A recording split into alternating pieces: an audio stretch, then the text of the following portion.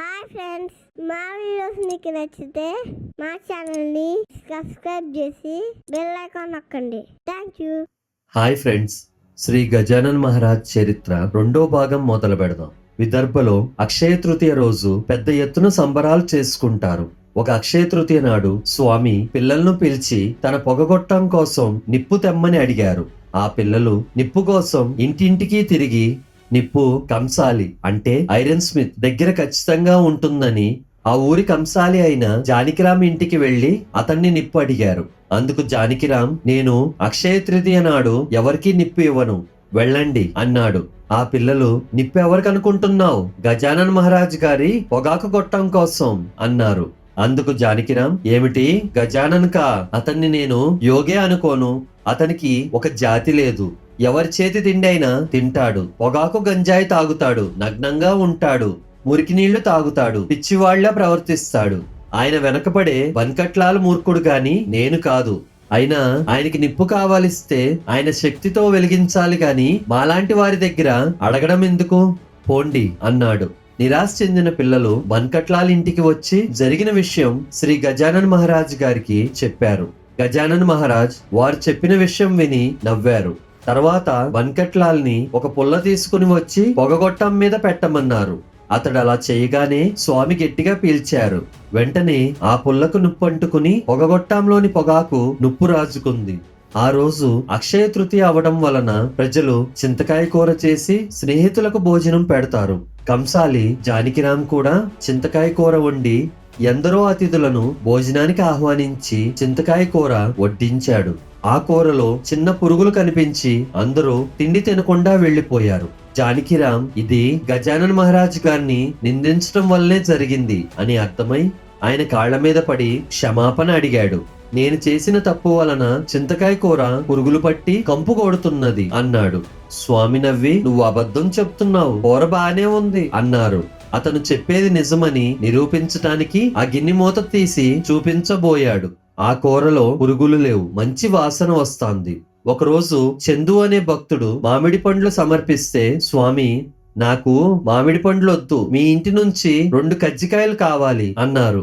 చందు వారి చేతులు పట్టుకుని, స్వామి మా ఇంట కజ్జికాయలు లేవు, కావాలంటే చేయించి తెస్తాను అన్నాడు.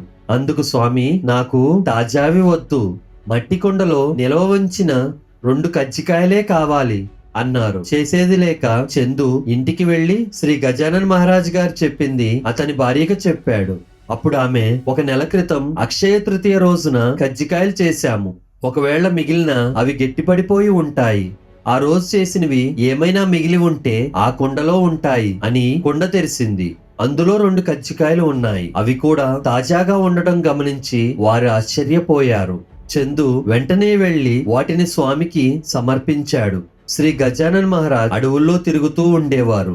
ఒకసారి ఎవరికీ చెప్పకుండా బయలుదేరి ఎండలో నడుస్తూ మధ్యాహ్నానికి అకోలి అనే ప్రదేశానికి చేరారు. ఎండిపోయిన పెదవులతో నీటి కోసం వెతకసాగారు. స్వామి అక్కడ పొలంలో పనిచేసుకుంటున్న భాస్కర్ అనే రైతు తన కోసం తెచ్చుకున్న నీటి కుండ పక్కన పెట్టుకోవడం స్వామి గమనించారు. అతని దగ్గరికి వెళ్లి, నాకు దాహంగా ఉంది, దయచేసి నాకు కొంచెం నీళ్లు ఇవ్వవయ్యా, నీళ్లు దానం చేస్తే మహాపుణ్యం అన్నారు స్వామి. అందుకు భాస్కర్ పటేల్, నీళ్లు అనాథులకో, అంగవైకల్యం ఉన్న వారికో, సమాజ సేవ చేసే వారికో ఇస్తే పుణ్యం, కానీ నీలాంటి పని చేయకుండా బట్టలు లేకుండా తిరిగే వారికి ఇస్తే ఏమీ పుణ్యం రాదు, ఇక్కడి నుంచి పో అన్నాడు. స్వామి నవ్వి అక్కడి నుంచి వెళ్లి పక్కన ఒక బావిలోకి చూడసాగారు. అది గమనించిన భాస్కర్, ఈ ప్రదేశంలో 2 మైళ్ల వరకు అన్ని బావిలో ఎండిపోయాయి, నీవు వెతికిన ప్రయోజనం లేదు అన్నాడు. అది విని స్వామి, అది నిజమే, కానీ అందులోకి నీళ్లు తెచ్చేందుకు ప్రయత్నం చేస్తాను. మీలాంటి వారు కష్టపడుతూ ఉంటే నేను చేయగలిగిన సహాయం చెయ్యాలి గదా. నా కోరిక న్యాయమైందైతే భగవంతుడు తప్పక సహాయం చేస్తాడు అని ఒక చెట్టు కింద కూర్చుని భగవంతుడిని ప్రార్థించి ప్రజల కోసం నీరు నింపమని వేడుకున్నారు. ఆయన అలా ప్రార్థించగానే ఆ నుయ్యలో నీరు ఊరి క్షణాల్లోనే నీటితో నిండిపోయింది. స్వామివారు ఆ నీళ్లతో దాహం తీర్చుకున్నారు. 2 సంవత్సరాలుగా ఎండిపోయిన బావి నీళ్లతో నిండటం గమనించిన భాస్కర్ ఆశ్చర్యానికి అవధుల్లేవు. వెంటనే వెళ్లి స్వామి కాళ్ల మీద పడి క్షమాపణ వేడుకొని అన్నీ విడిచి ఆయన శిష్యుడయ్యాడు. ఒకసారి బన్కట్లాల్ తన పొలంలో మొక్కజొన్న కండ్లు తినటానికి స్వామిని తీసుకువెళ్ళాడు. ఆ మొక్కజొన్నల కోసం ఎందరో వచ్చారు. వారందరికీ ఏర్పాట్లు చేశారు. 8-10 చోట్ల మొక్కజొన్నలు కాల్చడానికి మంటలు వేసి కండ్లు కాల్చడం మొదలుపెట్టారు. దాని వలన దట్టమైన పొగలెగవడం మొదలైంది. ఆ పొగకు ఒక చింత చెట్టుకు ఉన్న తేనెపట్టు నుండి తేనెటీగలు లెగిసి అక్కడ ఉన్నవారి మీద దాడి చేశాయి. వెంటనే జొన్న పొత్తులు వదిలి అందరూ పారిపోయారు. కానీ శ్రీ గజానన్ మహారాజ్ గారు మాత్రం కదలకుండా అక్కడే కూర్చుని ఉన్నారు. తేనెటీగలన్నీ స్వామి మీద దాడి చేసి వాటి ముళ్లను స్వామి శరీరంలోకి గుచ్చుతున్నాయి. వాటిని ఏమీ లక్ష్య పెట్టకుండా స్వామి ఆలోచనలో లీనమై ఉన్నారు. కొద్ది దూరం నుంచి బన్కట్లాల్ ఆ తేనెటీగలతో గజానన్ మహారాజ్ గారు కప్పి ఉండడం చూసి, అయ్యో, స్వామిని నేనేగా ఈ స్థితిలో ఉంచింది, నేనిప్పుడు ఏం చెయ్యాలి అని బాధపడసాగాడు. అది గ్రహించిన స్వామి తేనెటీగలను ఉద్దేశించి, ఓ ప్రాణులారా, మీ తేనెపట్టు మీదకు వెళ్ళండి, నా ప్రియమైన బన్కట్లాల్ను కష్టపెట్టకండి అన్నారు. ఆ తేనెటీగలు ఆయన చెప్పింది అర్థమైనట్లు ఆయన్ని వదిలి తేనెపట్టులోకి వెళ్లిపోయాయి. బన్కట్లాల్ పరిగెత్తుకుని మహారాజ్ గారి దగ్గరకు వచ్చి ఏడవసాగాడు. శ్రీ గజానన్ మహారాజ్ గారు నవ్వి, ఆ తేనెటీగలతో మంచి విందు చేశావు. కష్టకాలంలో భగవంతుడు తప్ప ఎవరూ నిన్ను కాపాడలేరు. నీ మొక్కజొన్న కండుల మీద కోరికతో విందు కోసం నిన్ను పొగిడి ఇక్కడికి చేరారు ఆ స్వార్థపరులు. కానీ ఈగల దాడి చేయగానే నిన్ను నీ కష్టానికి వదిలేశారు. ఆలోచించు అన్నారు. బన్కట్లాల్ బాధపడుతూ, నేను పాపిని, నా వల్లే మీకు ఈ కష్టం. ఇప్పుడు తేనెటీగల ముళ్ళు మీ శరీరంలో ఉండిపోయాయి, మీరిక్కడే ఉండండి అని పరిగెత్తుకుని వెళ్లి కంసాల్ని తీసుకువచ్చాడు. కంసాలి ఎంత కష్టపడినా స్వామి శరీరంలో దిగిన తేనెటీగల ముళ్ళు తీయలేకపోయాడు. కానీ బన్కట్లాల్ బాధ చూడలేక స్వామి శ్వాస గట్టిగా పీల్చి బిగబట్టారు. వెంటనే ఆయన శరీరంలోని ముళ్ళన్నీ బయటకు వచ్చేశాయి. అది చూసి బన్కట్లాల్ ఆశ్చర్యపోయాడు. తర్వాత అందరూ మొక్కజొన్న కండ్లు తిని వెళ్లిపోయారు. షేగాంలో పటేల్ ఒక శక్తివంతమైన అధికారి. అతను చెప్పిందే ప్రజలు వినేవారు. ఉత్సవాలు పండగలు వారే చేసేవారు. శ్రీ గజానన్ మహారాజ్ శ్రావణ మాసంలో ఆ ఉత్సవాలకు హాజరవ్వటానికి సేవకుడు భాస్కర్ పటేల్ తో కలిసి గుడికి వచ్చారు. అక్కడికి వచ్చిన బన్కట్లాల్తో స్వామి ఇలా అన్నారు, సన్యాసులమైన మేము సంసారిక జీవనం గడిపే వారితో ఎక్కువ సమయం గడపకూడదు, అది మీకే మంచిది కాదు. నేను నువ్వెప్పుడు తలుచుకున్నా కనిపిస్తాను అని బన్కట్లాల్ని పంపించేశారు. తర్వాత శ్రీ గజానన్ మహారాజ్ శిష్యుడైన భాస్కర్ పటేల్ తో కలిసి గుడిలో నివాసం ఉండసాగారు. ఆ ఊరి అధికారైన పటేల్ కు 6 కొడుకులు ఉండేవారు. వారిలో 5 కర్రస్వామి చేసేవారు. కానీ హరిపటేల్ అనేవాడు మాత్రం మల్ల యుద్ధంలో ఆరితేరినాడు. 6 పటేల్ కుమారులు తరచుగా గుడికి వచ్చి శ్రీ గజానన్ మహారాజుని తమ గొప్పతనం నిరూపించుకోమని, లేని పక్షంలో తమ చేతుల్లో దెబ్బలు తినాలి అని అనేవారు. ఒకరోజు ఆ అన్నదమ్ముల్లో ఒకరైన హరిపటేల్ గుడికి వచ్చి స్వామిని, మీరు ఇలా శాంతంగా కూర్చోకండి, ఈ రోజు నేను మీ గొప్పతనం పరీక్షించాలనుకుంటున్నాను. మీరు నాతో ముష్టి యుద్ధం చెయ్యాలి. మీరు నాతో ముష్టి యుద్ధంలో గెలిస్తే మీకు బహుమానం కూడా ఇస్తాను అన్నాడు. అందుకు స్వామి, అలానే చేద్దాం గాని ముందుగా నన్ను గుడిలో నుంచి ఎత్తుకుని వెళ్లి బయట దింపు అన్నారు.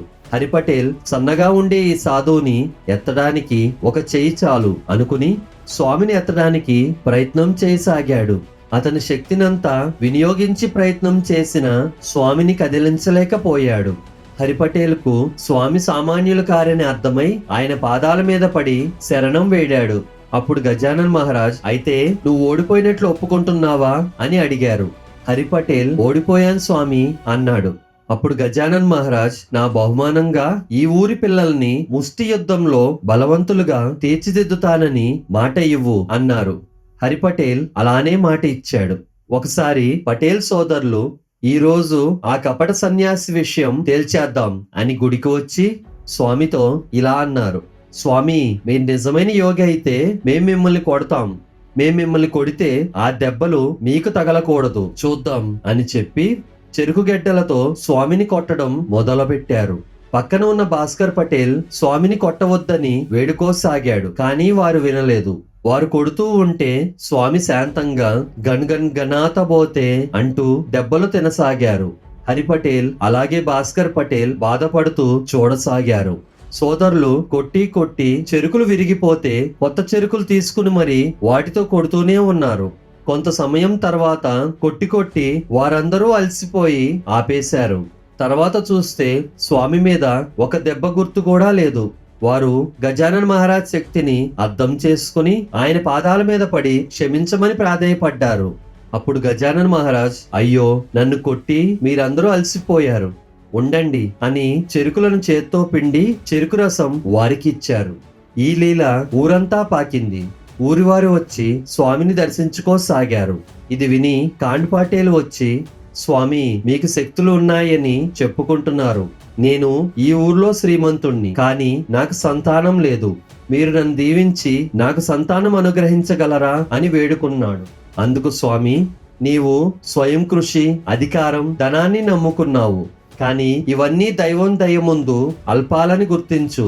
నీ కొడుకు పుడతాడని నేను దీవిస్తున్నాను. వాడికి నీవు బికయా అని పేరు పెట్టు.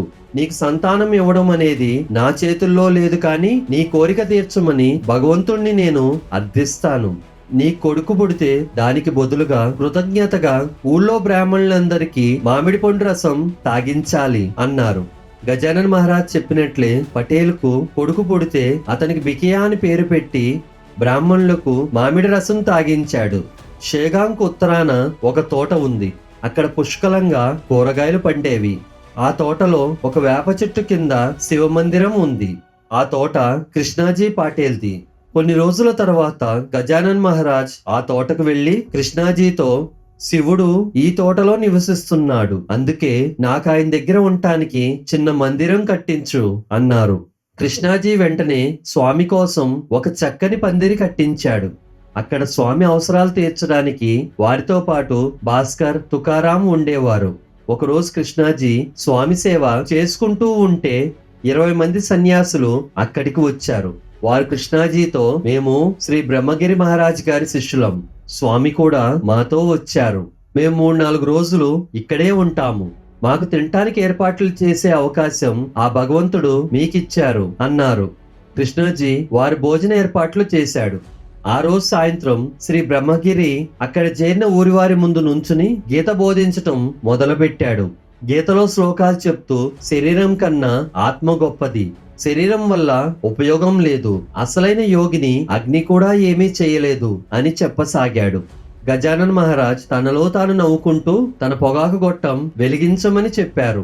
భాస్కర్ పొగగొట్టానికి నిప్పు అంటిస్తున్నప్పుడు ఒక నిప్పు కణిక స్వామి కూర్చున్న మంచం మీద పడి నిప్పులు చెలరేగాయి. స్వామి చెలించక భాస్కర్తో, శ్రీ బ్రహ్మగిరి యోగిని తీసుకువచ్చి మంచం మీద కూర్చోబెట్టు, ఆయన యోగి కదా, నిప్పులు ఆయన్ని తాకలేవు అని నవ్వసాగారు. అప్పటికే మంచం చుట్టూ నిప్పులు దట్టంగా చెలరేగాయి.